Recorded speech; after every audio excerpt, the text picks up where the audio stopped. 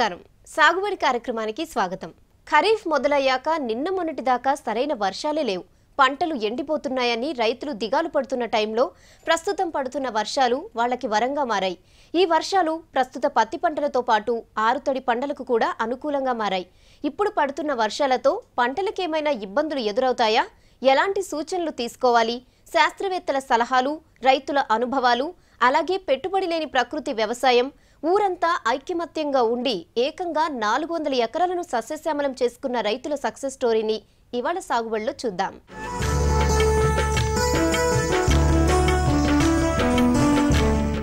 ఖరీఫ్ పై ఆశలు వదులుకున్న రైతులకు ఈ మధ్య కురుస్తున్న వర్షాలు కాస్త రిలీఫ్ ఇస్తున్నాయి. పత్తితో పాటు ఆరుతడి పంటలకు కూడా ఆధారంగా మారాయి. వర్షాలు రాక పంట భూములు ఎండిపోతున్న ఈ టైంలో పంటలకు ప్రాణాధారం అయ్యాయి. పంటల యాజమాన్యంలో తీసుకోవాల్సిన సూచనలు, చేపట్టాల్సిన పనులేంటో ఇప్పుడు తెలుసుకుందాం.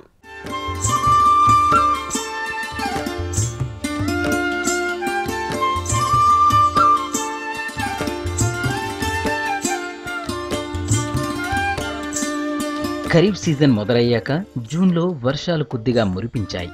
సరైన టైంకి ఋతుపవనాలు వచ్చాయని అన్నదాతలు సంతోషించారు. కానీ ఆ ఆనందం ఎంతో కాలం నిలవలేదు. వర్షాలు ఆగిపోయాయి. ఆ సమయంలో చాలా మంది రైతులు విత్తనాలు వేసుకున్నారు. మొలకలు కూడా వచ్చాయి.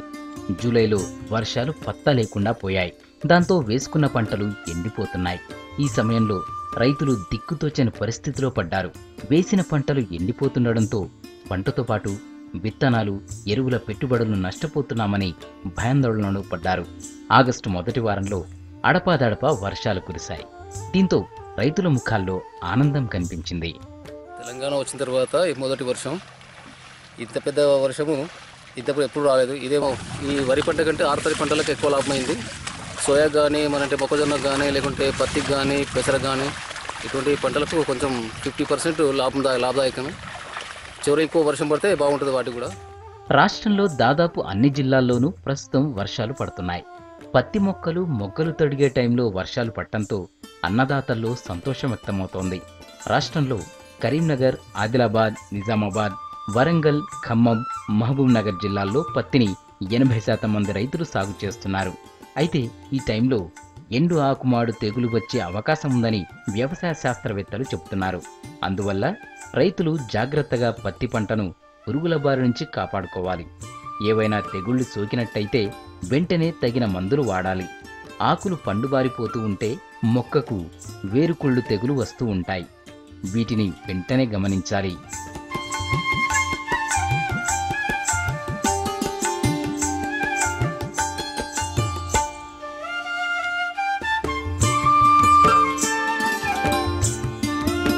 వేరుకుళ్ళు తెగులు, మొవ్వుకుళ్ళు కూడా పత్తి పంటకు సోకే ప్రమాదముంది. ఈ తెగుళ్లు ఆశించి పంటను నష్టపరుస్తూ ఉంటే దగ్గరలోని వ్యవసాయ నిపుణుల సలహాలు తీసుకోవాల్సి ఉంటుంది.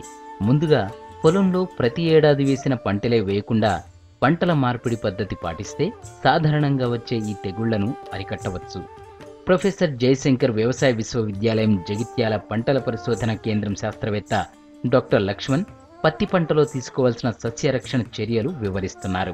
పత్తి మొక్కలు మొగ్గ తొడిగే సమయంలో వాటికి సన్నని పురుగు ఆశిస్తుంది. దానికి కూడా వ్యవసాయ నిపుణుల సలహాలతో తగిన మందులు వాడాలి.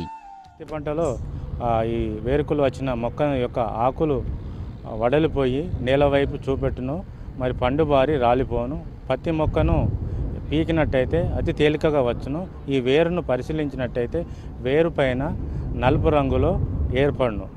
వేరును తుంచినట్టయితే అతి త్వరగా అంటే తేలికగా విరుగును. తల్లి వేరు, పిల్ల వేరును కూడా మనము ఆ వేరును పీకినట్టయితే పై యొక్క బెరడు కూడా ఈజీగా వచ్చును. ఇలాంటి లక్షణాలు ఉన్నప్పుడు ఈ పత్తి పంటలో వేరుకులు తెగులు వచ్చినది గుర్తించాలి.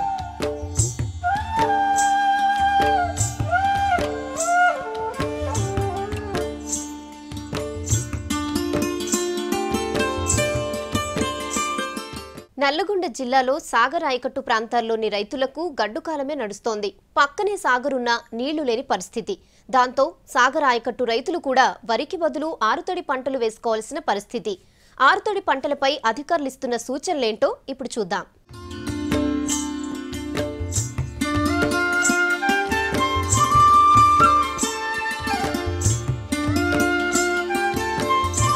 నల్లగొండ జిల్లాలోని భూములు ఆరుతడి పంటలు, మెట్ట పంటల సాగుకు అనుకూలంగా మారాయి. ఈ ఏడాది సాధారణ వర్షపాతం కంటే తక్కువగా నమోదు కావడంతో సాగర్ ఆయకట్టు ప్రాంతంలో నీటి విడుదల చేస్తే సాగు విస్తీర్ణం మరింత పెరిగేది. ప్రతి ఏటా సాగర్ ఆయకట్టు కింద 1,90,000 ఎకరాలకు పైగా వరి సాగవుతుండగా ఈసారి 96,400 ఎకరాల్లో వరి సాగు చేశారు. ఎగువన వర్షాలు సరిగ్గా కురవకపోవడంతో నాగార్జున సాగర్ నిండే పరిస్థితి లేదు. ఆయకట్టుకు సాగర్ నీరందితే ఇంకా 2.5 లక్షల ఎకరాల్లో సాగు విస్తీర్ణం పెరిగేది.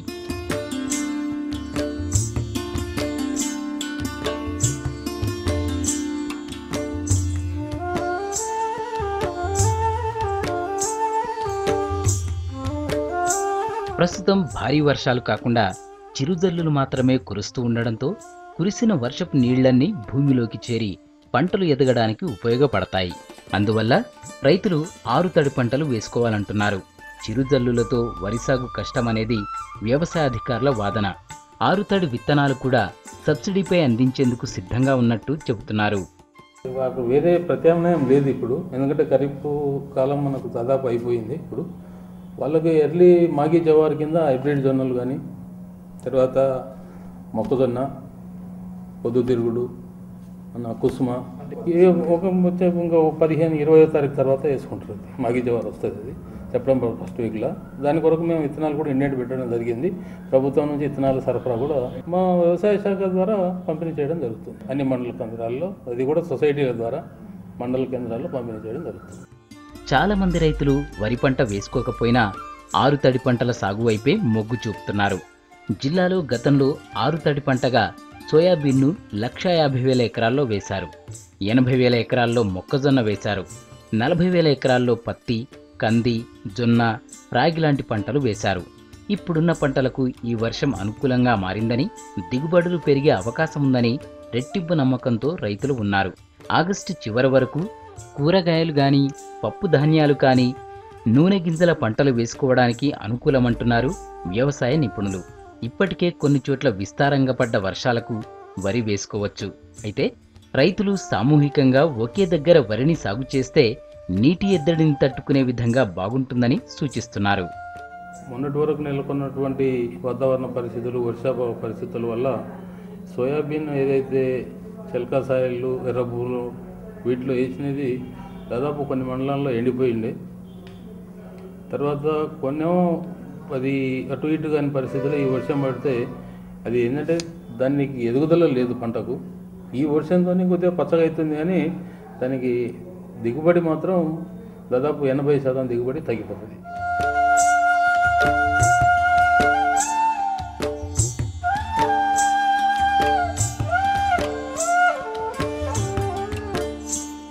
ప్రకృతి వ్యవసాయ పంటలు సాగు చేయాలంటే రసాయనిక ఎరువులు తప్పనిసరిగా వాడుతున్నారు.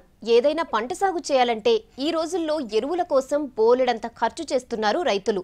రసాయనిక ఎరువులకు చెక్ పెడుతూ ఎలాంటి ఖర్చులు లేకుండా ప్రకృతి వ్యవసాయం చేస్తే అధిక దిగుబడులతో రైతుకి లాభదాయకంగా ఉంటుందంటున్నారు. ఇంతకీ ఏంటా ప్రకృతి వ్యవసాయం? అది రైతులకు ఎలాంటి ప్రయోజనమో ఇప్పుడు చూద్దాం.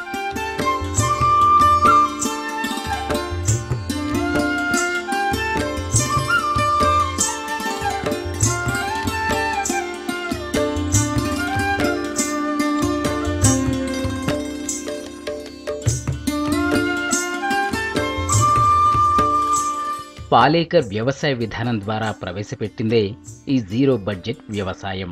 సేంద్రియ ఎరువులు అనగా పశువుల పేడను మాత్రమే ఇందులో ఎరువుగా వాడతారు.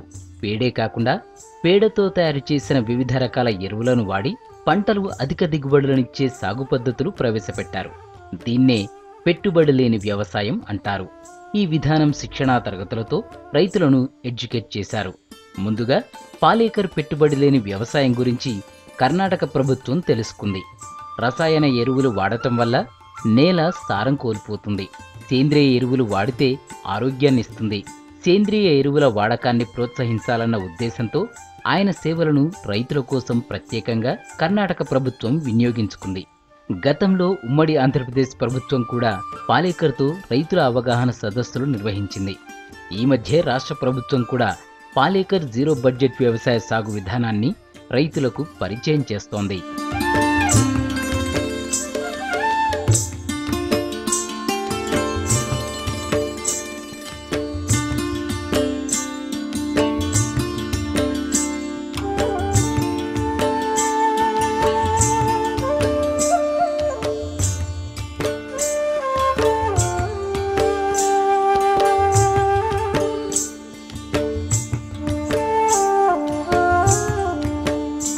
నిజామాబాద్ జిల్లా నాగిరెడ్డిపేట మండలం వెంకంపల్లికి చెందిన రైతులు పాలేకర్ వ్యవసాయ విధానాన్ని ఫాలో అయ్యారు.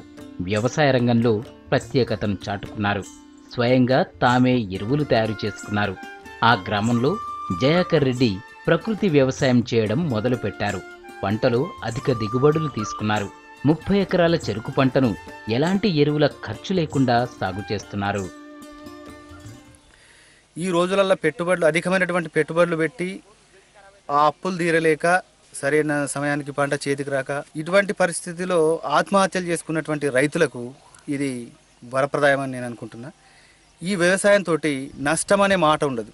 ఈ వ్యవసాయం కారణంగా రైతు కానీ ప్లస్ ఈ నేల కానీ ఈ పర్యావరణాన్ని కూడా ఈ ప్రకృతి వ్యవసాయం ద్వారా కాపాడవచ్చని, ఇందులో ఎటువంటి పెట్టుబడి అవసరం లేదు, ఎటువంటి భయం కూడా అవసరం లేదు.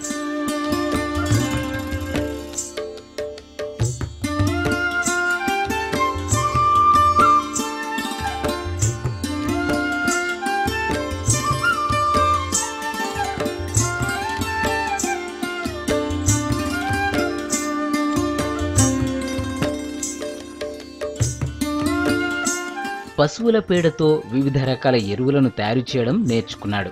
ఆవు పేడ లేక పశువుల పేడతో, మూత్రంతో, పప్పు ధాన్యాలతో, చెరువు మట్టితో ఇలా రకరకాలుగా ఎరువులను తయారు చేస్తారు. 10 కేజీల ఆవు పేడ, 10 లీటర్ల ఆవు మూత్రాన్ని, 2 కేజీల పప్పు ధాన్యాల పొడి, 5 కేజీల చెరువు మట్టితో కలిపి 48 గంటల పాటు నిల్వ ఉంచి జీవామృతం తయారు చేస్తారు. దీన్నే ప్రతిరోజు ఉదయం సాయంత్రం మొక్కలకు అందిస్తారు. మొక్కలు ఏపుగా పెరిగి బలంగా తయారవుతున్నాయంటున్నారు. తన 30 ఎకరాల విస్తీర్ణంలో పూర్తిగా ప్రకృతి వ్యవసాయం చేస్తూ అందరికీ ఆదర్శంగా నిలుస్తున్నాడు జయాకర్ రెడ్డి. పెట్టుబడి లేని ఆధ్యాత్మికమైనటువంటి ప్రకృతి సిద్ధమైన వ్యవసాయం. ఈ వ్యవసాయంలో ఎటువంటి పురుగు మందులు కానీ, రసాయన ఎరువులు కానీ, కలుపు మందులు కానీ ఏవి కూడా రైతు జేబులో నుంచి కొనుక్కొచ్చేటటువంటి అవసరం లేకుండానే ఈ పెట్టుబడి లేని ప్రకృతి వ్యవసాయం చేయవచ్చు. దీనికి కావాల్సిందల్లా నీరు ప్లస్ భూమి, ఒక ఆవు. ఈ ఒక ఆవు ఉంటే రైతు దగ్గర 30 ఎకరాల వ్యవసాయం రూపాయి పెట్టుబడి లేకుండా చేయవచ్చు. ఇలాంటి ప్రకృతి వ్యవసాయంలో పండిన పంటలు దిగుబడిలో పోషకాలతో పాటు ప్రజలకు మంచి ఆరోగ్యాన్ని ఇస్తాయి. ఈ వ్యవసాయం చేసేందుకు రైతులు ముందుకొస్తే వారికి సలహాలు, సూచనలు ఇచ్చేందుకు సిద్ధంగా ఉంటానని తెలిపాడు జయాకర్ రెడ్డి. రసాయనిక ఎరువులు వాడకుండా పాలేకర్ సాగు విధానాన్ని అవలంబించి తోటి రైతులకు ఆదర్శంగా నిలుస్తున్నాడు. గత 3 సంవత్సరాల నాడు మా తోటి రైతు మాది ఆవు పేడతోని రసాయన ఎరువులు లేకుండా వ్యవసాయం చేస్తాం. అంటే ఈ కాలంలో అది ఎరువులు ఎన్నో పోయంగానే అయితే లేదు, అయినా ఈ దాన్ని ఎట్లా చేస్తాడని చూస్తున్నాం. అయితే గత 3 సంవత్సరాల నుంచి మెల్లమెల్లగా చేసి ఈసారి ఆ రైతుది చూస్తుంటే నాకే ఆ వ్యవసాయం ఎందుకు చేయకపోతున్నా అనిపిస్తుంది. ఆ విధంగా ఉన్నది. అయితే ఓన్లీ పెట్టుబడి లేని వ్యవసాయం అది. ఆవు మూత్రము, ఆవు పేడతో చేసే వ్యవసాయము. అదే ఎన్నో ఎరువులు పోసి వేలకు వేలు గుమ్మరిచ్చి పండించిన పంట కంటే ఇది చాలా బాగుంది.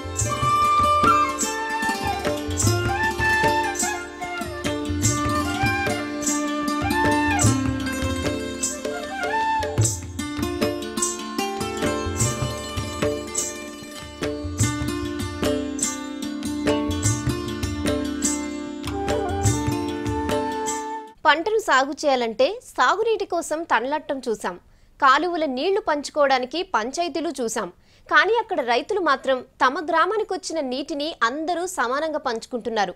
నీటి వాడకంలో కష్టమైనా నష్టమైనా ఒకరికొకరు తోడుంటున్నారు. అందరూ ఒక్కటై పచ్చటి పంటలను పండిస్తున్నారు. ఇది ఎలా సాధ్యమైందో ఇప్పుడు చూద్దాం.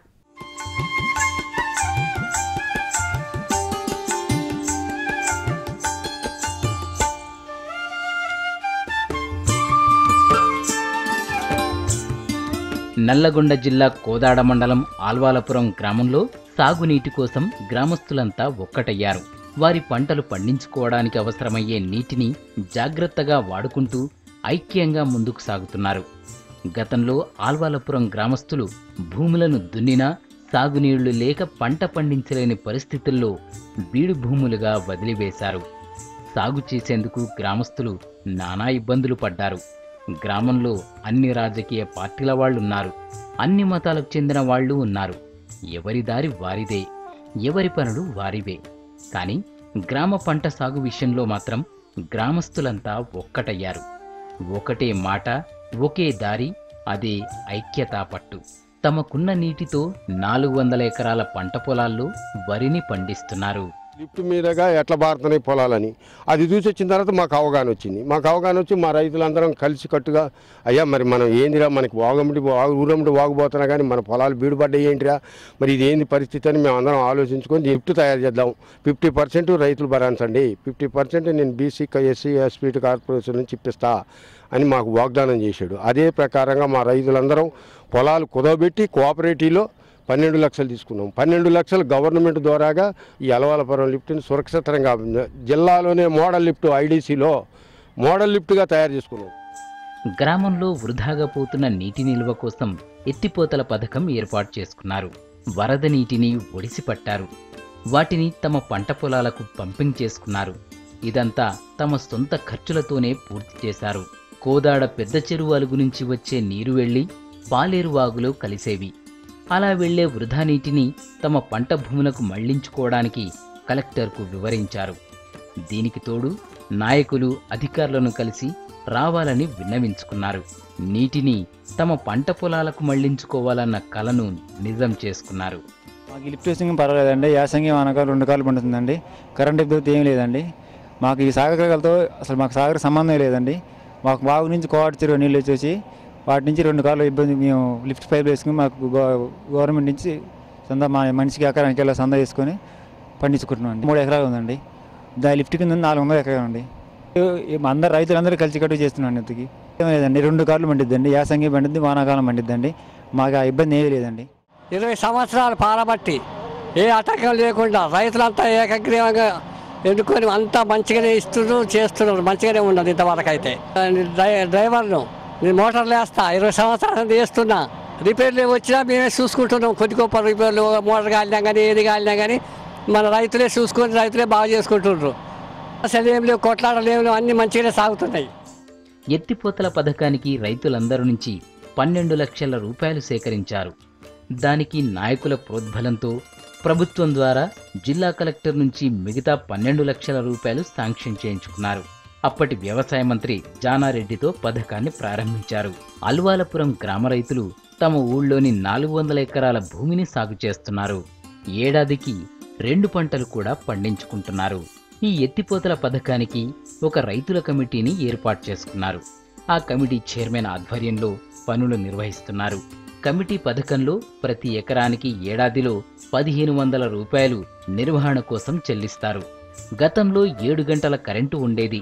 ఇప్పుడు 16 గంటల విద్యుత్ వస్తోంది. సాగులో ప్రారంభం నుంచి ఎలాంటి వివాదాలు తలెత్తకుండా కలిసిమెలిసి సమిష్టిగా ముందుకు సాగుతున్నారు ఇక్కడి రైతులు. మాకు 400 ఎకరం కింద లిఫ్ట్ కింద పారుతుంది. మాకు సస్యశ్యామలంగా కోదాడ చెరువు అలుగు పోయటంతో మాకు 2 కార్లు దివ్యంగా పండుతుంది. వానలో ఉంటేనే మాకు ఆ చెరువు అలిగెళ్ళి నీరు వస్తుంది. 1.5 ఎకరాల పొలం ఉన్నది. అది చూసుకుంటూ పనికి వెళ్ళిపోతాము. ఇక్కడ ఎవరికైనా సరే చుట్టుపక్కల కూడా ఆ కాలువ నీళ్ళు రాకపోతే మా గ్రామానికి వచ్చి సస్యశ్యామలంగా నాట్లు వేసుకొని వెళ్ళిపోతారు. 6 తడి పంటలకే పరిమితమైన ఈ భూముల్లో ఎత్తిపోతల పుణ్యమా అని ఏడాదికి 2 పంటలు పండిస్తున్నామంటూ సంతోషం వ్యక్తం చేస్తున్నారు. పంటకు 40 బస్తాల చొప్పున 2 పంటలకు 80 బస్తాల ధాన్యం పండుతోంది. తామందరం కలిసికట్టుగా తమ పనులు చేసుకోవడంతో ఎలాంటి ఇబ్బంది పడటం లేదంటున్నారు రైతులు. స్థానిక నేతలు కూడా పాల్గొన్నారని, వాళ్లు కూడా ఆర్థికంగా తోడ్పడ్డారని రైతులు ఈ సందర్భంగా గుర్తు చేసుకుంటున్నారు. ప్రస్తుతానికి వచ్చి ఇక్కడ వచ్చి 95లో మాకు లిఫ్ట్ వచ్చింది. అప్పటి నుంచి ఇప్పటి వరకు 2 కార్లు పంట పండుతుంది. మంచిగా పర్వాలేదు. దగ్గర 400-500 ఎకరానికి నీరు బారుతుంది. ఇక్కడ ఈ గ్రామంలో 300 మంది రైతులు ఉంటారు, కూలీలు ఉన్నారు.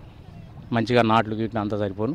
రైతు జీవనం ఇంకా కష్టం చేసుకుంటేనే ఇది. రైతు పొజిషన్ ఏంటంటే వ్యవసాయం చేసుకుంటేనే రైతు. కూలీలకు కూడా వీళ్ళు వేస్తేనే కూలీలకు కూడా ఏదైనా అందుబాటులో ఉంది. ఎత్తిపోతల పథకాన్ని ఈ గ్రామంలోనే ఎత్తిపోతల పథకాన్ని చాలా యూనిట్గా ఉండే చేసుకున్నారు. ఇది ఇవాళ రోజుల్లోనే చాలా తెలివితేటలతోని రైతులు కష్టపడి తెచ్చుకోవడం జరిగింది. చేయి కలిస్తే ఎంతటి పనినైనా అవలీలగా చేయొచ్చని ఆల్వాలపురం గ్రామస్తులు నిరూపించారు. కేవలం వరద నీటిని ఆదా చేయడంతో 2 పంటలు పండించుకునే పరిస్థితులు కలిగాయి. మా రైతులు కూడా అందరూ ఐక్యతగా ఉండి చైర్మన్కి సాయం చేసుకుంటా అందరూ ఐక్యతగా ఉండి ఐక్యతగా 2 పంటలు పుష్కలంగా పండించుకుంటున్నాం అండి. మంచిగా ఉంది ఇప్పుడు. 100 ఎకరం కూడా పుష్కలంగా బారుతున్నాయి. ఇదివరకు మేము పడ్డ కష్టాలు కాదు, ఆ కష్టాలను బట్టే దీన్ని తయారు చేసుకున్నాం మేము.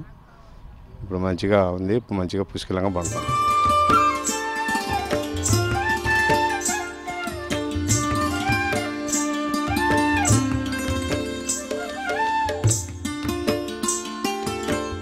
అవకాశాన్ని అందిపుచ్చుకుని సక్సెస్ అయ్యేవాళ్ళు కొందరే ఉంటారు. తమ జీవితాలను బాగు చేసుకోవడానికి ఒక అవకాశం ఉందనే వారి సదాలోచన బీడు భూముల్లో సైతం బంగారం పండించేలా చేసింది. ఐక్యమత్యం, పట్టుదల వారిని ముందుకు నడిపించింది. అల్వాలపురం గ్రామ రైతుల ఒక చిన్న ఆలోచన 400 ఎకరాల భూమిని సస్యశ్యామలం చేసింది. అన్నదాతలు, మీరు ఆలోచించండి. అవకాశాలుంటే మిషన్ కాకతీయ ప్రాజెక్టులే మీకు చేయూతగా నిలుస్తాయి. ఇది ఇవాల్టి సాగుబడి. మరో ఎపిసోడ్లో మళ్ళీ కలుద్దాం. నమస్తే.